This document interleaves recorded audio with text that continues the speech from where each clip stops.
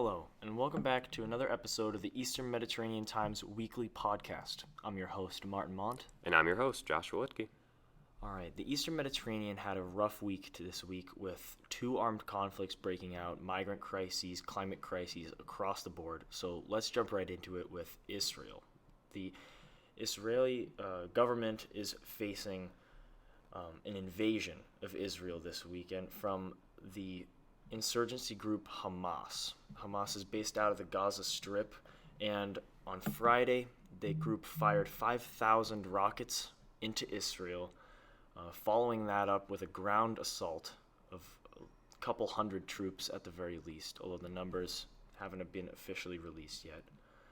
And as of now, the group has been able to make some progress. They have 150 hostages that they've taken from Israel. A lot of their rockets have hit critical targets, military targets and civil targets, and there's over 1,000 people dead on both sides of the conflict. Israel trying to grapple a response here, but they've had a lot of trouble mobilizing. Yeah, Israel right now has launched airstrikes into the Gaza Strip primarily, focusing on hitting key military and infrastructure targets in the region as a response. And it's also seen as potentially softening up Gaza for more action. The United States has also responded, sending the USS Gerald R. Ford Carrier Strike Group into the Eastern Mediterranean as a show of support and strength in the region. The U.S. Pentagon has also met with Congress and urged them to send more air defense systems to Israel and artillery and ground assault weapons of sorts. And this has prompted concern that there could be a much larger scale invasion of Gaza by Israeli forces in the coming days. Yeah, absolutely. And we have to remember that this arms deal, that's not the only arms deal that Israel's been involved in that's coming under scrutiny in the past week. If we zoom out from the Eastern Med for a second and we look at the wider scope, and we zoom back into the Caucasus, we have Azerbaijan and Armenia's conflict. And started a couple weeks ago, the mass exodus of Armenians out of the area Artsakh, which is now part of Azerbaijan. The Azerbaijani military, the weapons that they used to have such a swift victory over Azerbaijan in that conflict, they were given to them by Israel. And so this is going to come under some scrutiny as well, because as countries rally in support of Israel, other countries are going to look at the humanitarian crisis that their weapons caused in Artsakh, and it's going to cause hesitancy in a lot of governments. Indeed, yeah. I think that also looking at right now, Iraq and Iran have been the two countries that have come out in support of Hamas formally. And if either of these states, especially Iran, get further involved in this ongoing conflict in Israel, that could definitely drag the United States further into conflict in the region as it would seek to protect its assets in Iraq and Syria. Absolutely. And moving north now to Syria, the conflict in Syria has escalated this week again, with Turkey carrying out a major airstrike operation in northern Syria. Yeah, so Turkey has confirmed that between Thursday and Friday, it has hit 45 Kurdish targets in northern Syria. These include an oil well, arms storage facility, and encampments belonging to the Kurdish Workers' Party, also known as the PKK, and the Syrian Kurdish YPG militia. Turkey has claimed that they have killed 58 of these militants, and domestically, Turkey has arrested 75 suspects linked to PKK terror operations in a counter-terror operation. Yeah, and it's important to note that the United States works alongside the YPG in northern Syria year to date, and that alliance, that's bringing into this conflict geopolitical concerns.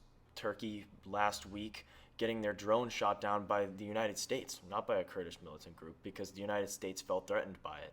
And even though that hasn't been broadened into further geopolitical conversation, and that's kind of been isolated as an accident, it brings to scope that Turkey is looking to move past that 5-mile contingency zone that their borders have with Syria, and the United States is looking to keep Turkey from kind of joining ship with a lot of this revisionism that we're seeing around the world, especially in the Eastern Med in the last month. So it's really important to see that duality there as well. Yes. Now, moving over to Algeria. The president of Algeria has accepted to be part of the mediation process to form Niger's new government. Niger, at the beginning of last month, breaking into a civil war, and after a military coup took place, and they're now looking to put a government back in place. And through for Ministry of Foreign Affairs of the Nigerian Ministry of Foreign Affairs, they've been able to receive this offer to be part of the mediation process, and the president of Algeria accepted it. Yeah, and I think it's critical that it is Algeria that's creating this mediation and new diplomatic resolution process, seeing as Algeria, while they did condemn the coup in Niger, they also paused and did not support ECOWAS in its initial talks about an invasion of the country. Yeah, which is an important part of that geopolitical structure. Yes. And now looking back over toward Greece, the last story concerns Greek migrants, and that the Greek government is looking to sanction countries that don't accept the deported migrants back. Yeah, so Greece's Minister of Asylum and Migration is urging EU countries to join Greece in supporting a new proposal that would place economic sanctions and halt humanitarian aid to countries that refuse to retake deported migrants. The minister stated that the current system of deportation is broken and ineffective and in desperate need of reform, especially for those countries that are feeling the brunt of the migration issues that have recently seen an uptick for Greece and its neighboring countries in the Eastern Med as more refugees are trying to flee conflict and climate change in the MENA and Sahel regions. Yeah, absolutely. And we're only going to see that instability increase. We have two armed conflicts starting this week in the Middle East. Those refugees are going to try to get north, try to get to Europe. And those border countries, they're going to be facing the brunt of the problem. So Indeed. They're going to be looking toward their northern allies to try to get some money and to try to get some diplomatic points. Yep. This has been the Eastern Mediterranean Times podcast, Monday, October 9th, 2023, in association with the Institute of Eastern Mediterranean Studies in Boston and Emmanuel College Boston. Have a safe and enjoyable week, folks.